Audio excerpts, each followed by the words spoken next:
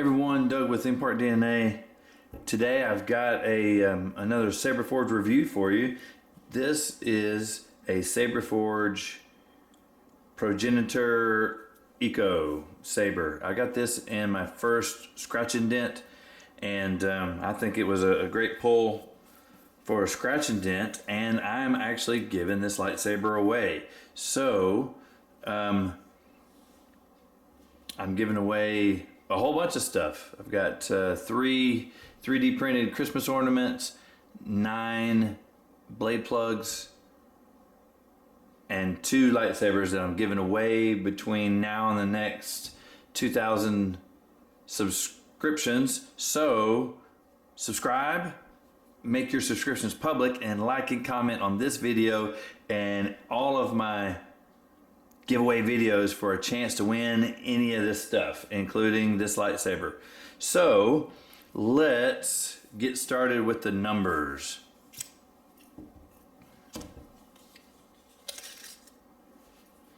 So this is a very small lightsaber, coming in at just a hair over 9.5 inches. Very small indeed. I don't have my calipers with me. This is gonna be right at between 1 1/4 and 1 3/4. Hard to say exactly where it is without my calipers. All right, let's take a look at the weight. With a 24-inch blade, this is 12.6 ounces, or 354 grams. Without a blade, it comes in at 8.9 ounces, which is 254 grams. Needless to say, very small, very short, and lightweight and manageable. I really do like the size of this. Great for a shoto, great for one-handing, or if you need something to dual wield, this is a ideal choice. So this is a sound saber, and it's an Eco Saber. This is an older generation Eco. Has a wire screen and on the speaker, and it does have a recharge port that works. You can tell it's a little bit older mainly by the switch, well, the wire mesh and the switch. I don't know.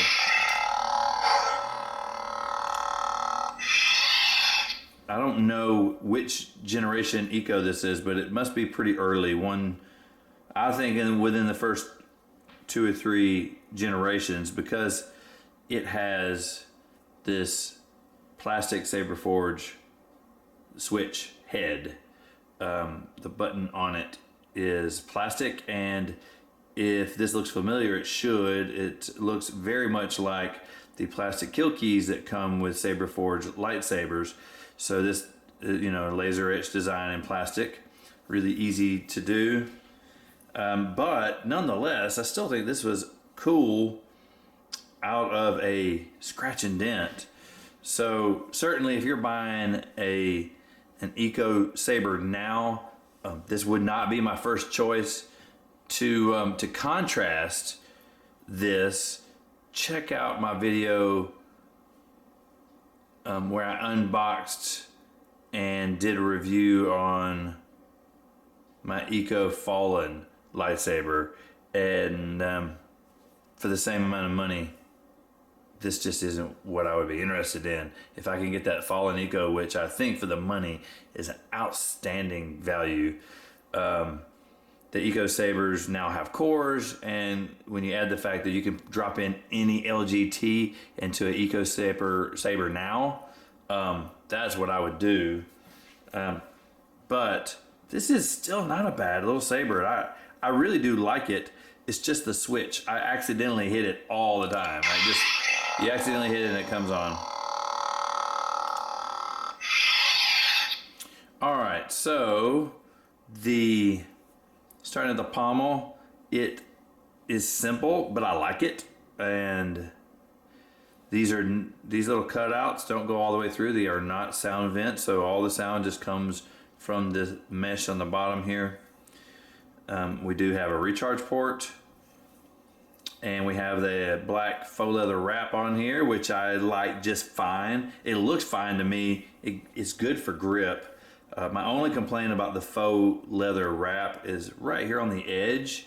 It's a little hard. It's not uncomfortable. You might even look at this as a plus because the edges, it being synthetic and not being as soft as real leather, kind of grab your hands, especially when you're slashing or slinging it outward. Centrifugal force being what it is, it gives some extra friction. So you could look at that as a plus, but it's not the most, it's not uncomfortable. It just, well, for a lack of a better term, it feels cheap. But in my opinion, it looks just fine. And they did a good enough wrap job here. Moving up, the switch section just kind of goes straight from here and just kind of goes right into the emitter. There's not much here, but there is a slight choke right here. It's not very much, but as light as this saber is, it is plenty.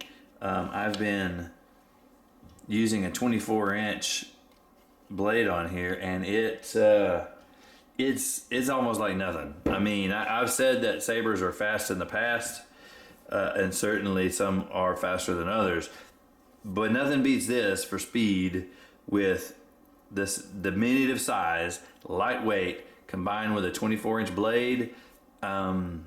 It just doesn't get any faster. And so that's where this saber really, really shines, is Jarkai or one-handing a lightsaber. It's hard to beat this because it's just so small. Moving on up to the emitter, it's fairly simple. It's plain on the back side here. We got two in circles here that are inset and anodized black, and we have an S-curve end on the hilt here, and just a small slight touch. It is black anodized here on the edge of the S-curve, which I kind of like. All in all, it's an attractive little saber, but if it costs the same as something like the Eco Fallen, there's really not much of a comparison for me. But that saber is a lot heavier and longer, much more for two hands. For me, you could still two-hand this if you need to. You just have to watch out for the button. Of course, the traditional switch that comes on the modern Eco sabers, you're going to have that accidental activation much less often. So that's really my only little thing. I really don't mind the wrap. I have the same faux leather wrap on another one of my sabers, my Disciple. I like it fine.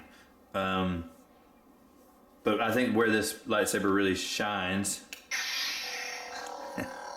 sorry, forgive my pun, is its small weight and size. So let's talk about electronics. First off, the LED seems to be like a light purple, almost like a weird purpley white. So it's not very purple, almost like a light lavender. If you look right here, I mean, it does look more purple, but it also can look a little white. So the electronics in this are very simple. Obviously, we do have sound, and we have a hum, and we do have movement sounds, but the accelerometer is very basic. It's probably not even, if you move it a lot and then you stop, sometimes it continues to make noise, and there's often when you move the saber and it doesn't make a sound. So we don't have flash on clash. It makes a clash noise sometimes.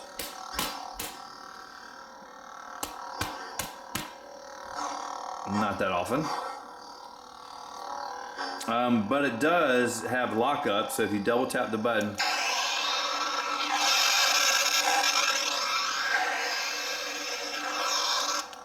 and you just double tap to turn the lockup off.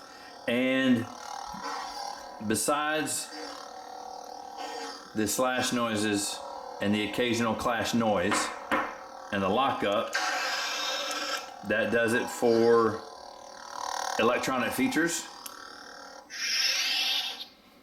All in all, I was happy to get this in a scratch and dent, and I'm even happier to give it away, hopefully, to someone who doesn't have a lightsaber. So, in order to win this lightsaber, be a public commenter, like and subscribe on this video. So, what do you think about the Progenitor? Like it, don't like it? Let me know in the comments below. If you like this content, let us know with a thumbs up. That's going to do it for today. Thank you so very much for watching.